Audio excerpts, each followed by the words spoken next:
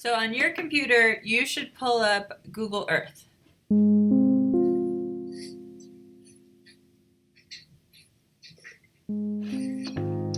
can you buy me the iPad? This is my dad, That's my dad. Yeah, she needs to be able to capture whatever you wish she can. Jose Patricio Barrios. Jose Barrios. This is my mom just sitting in Jose's lap like he's a chair. He's a comfy chair. He has a disease. It's a very rare neurological disease that's called MSA. Called multiple system atrophy. In simple terms, the brain is shrinking to the point where he's losing all motor and sensory skills. This is why he talks slower. Kind of sounds like he's slightly impaired all the time. MSA is similar to Parkinson's.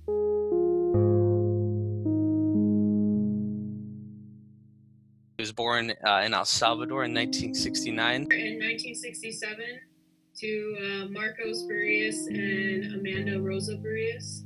He immigrated to the U.S. when he was 13 because of a war. What year did your family immigrate to the U.S. and how old were you? I was 13. We moved in March 1982 because they were killing too many people and you were not safe in the streets. Can you type in your address in El Salvador?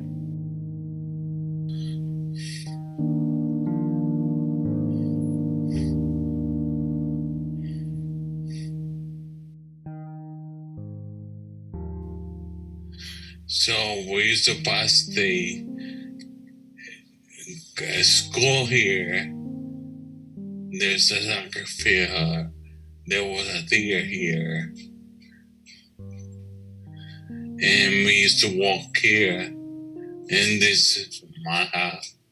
And it was this corner house where the arrow is? Yes. It was 3 bedrooms. I shared with my older and younger brother. Okay, so all the boys were in a room, Maria had her own room, and your parents had their room. Yes. We used to work every Sunday in the yard. So we have oranges, avocados, grapes, every other kind of fruits that we could imagine. Was your family considered middle class? Yes. And how? But in the airport that we live, we thought we were rich. Oh, this was a rich neighborhood. Yeah. Were they killing people in this neighborhood? Yes.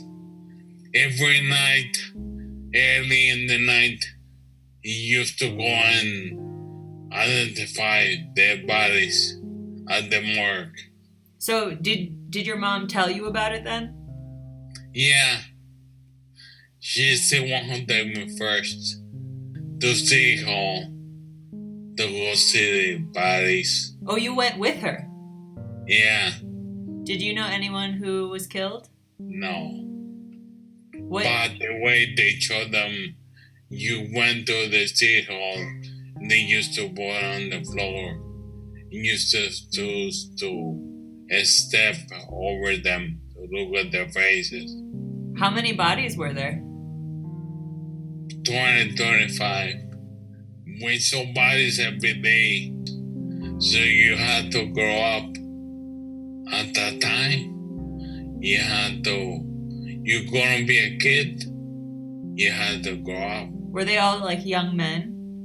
Yes, they were accused of being ears or sympathizing for the other side of the conflict. So was that the reason that they decided to move? They were afraid we were gonna be confused with those people, young people, and we're gonna end up dead.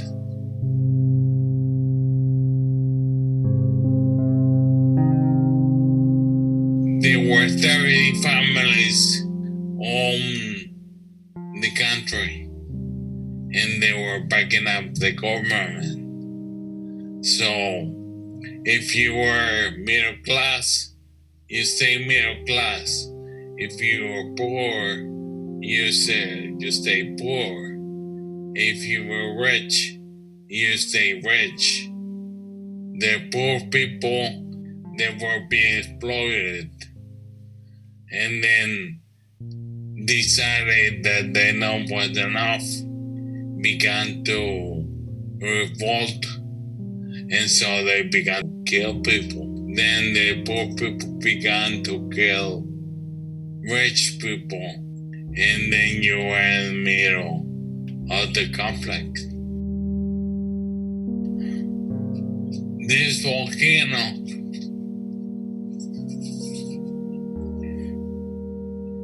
right here, we could see the bombs between government forces and guerrillas that were killing people here. Like you could see like fire and explosion from your house? Yes, and that's why we heads up on the floor. See this sandy was long, and this is the volcano. Oh. It was boiling a mile and a half. There was a bomb near here, and that took off our windows.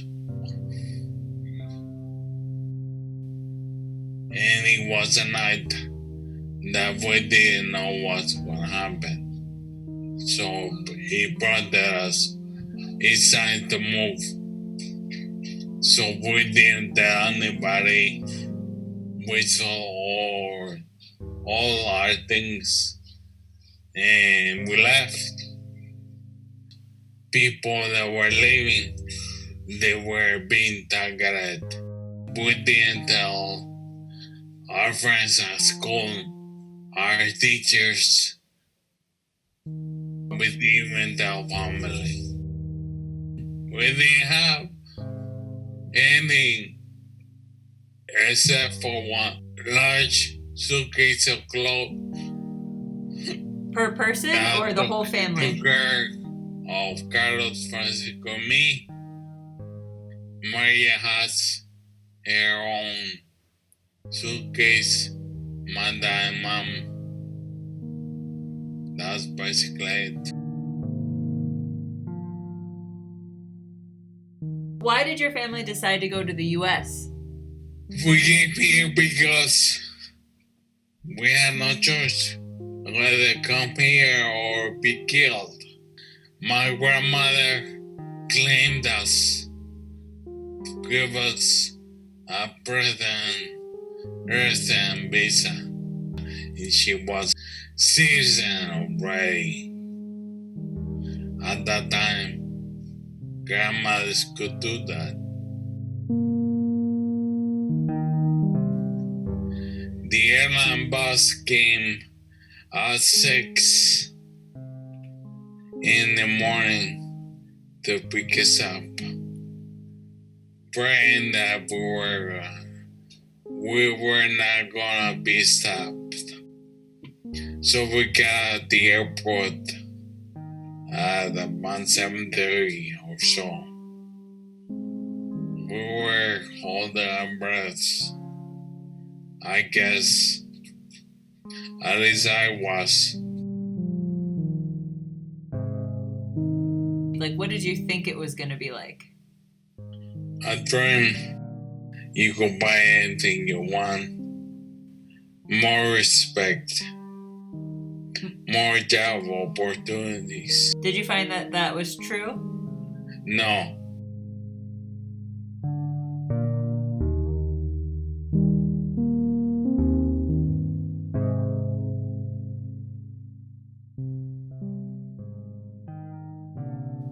It was in the middle of winter.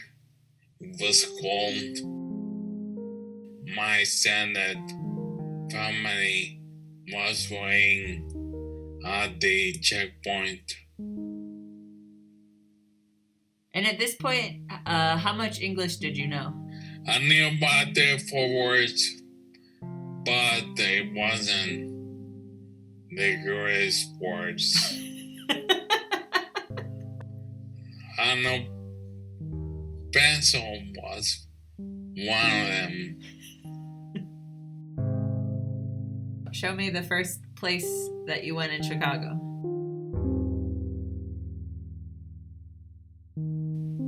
Yeah, So whose house was this? it was my Hannah's apartment with only one bedroom. Is this It most- was a basement apartment. And how many people were staying there? It was all 4 of us, plus my aunt, my grandma, and 3 of our children. So 11 people in this house. Yeah.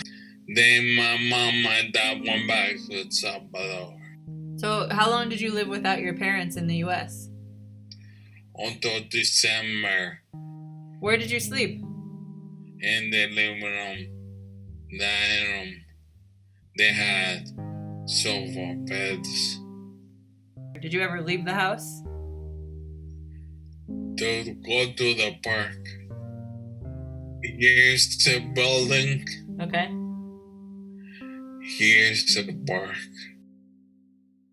We need the break from our cousins. And we would rather be in El Salvador. We're not happy here.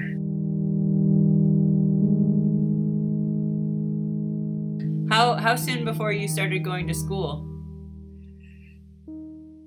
About 2-3 weeks. I was in 9th grade. It was one of the worst high schools in Chicago because of gangs. But I had other kids put knives on my legs for homework. First month, I wore my black and yellow coat that we had for the school in El Salvador.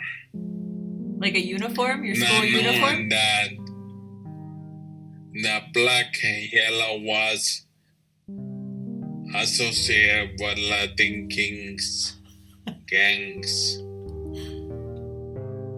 Wait, So I was completely naive.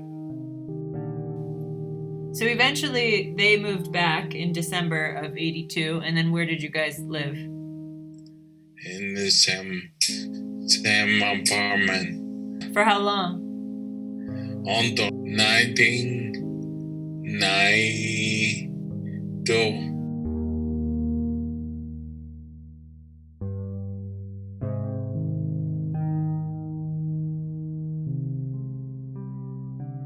When you hear the word home now, where do you think of? This house and them in place. This is the first house that was easy to live in. Where you had like your own space, your own privacy. Yeah, I did. Yeah.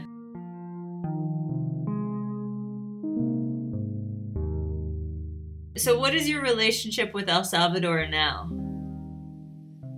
No relationship. I don't have family there. Do you have any interest in going back again? No. Why? Not to see. I can see everything through Google Earth. I have no reason to go there. So this is ultimately just an advertisement for Google Earth.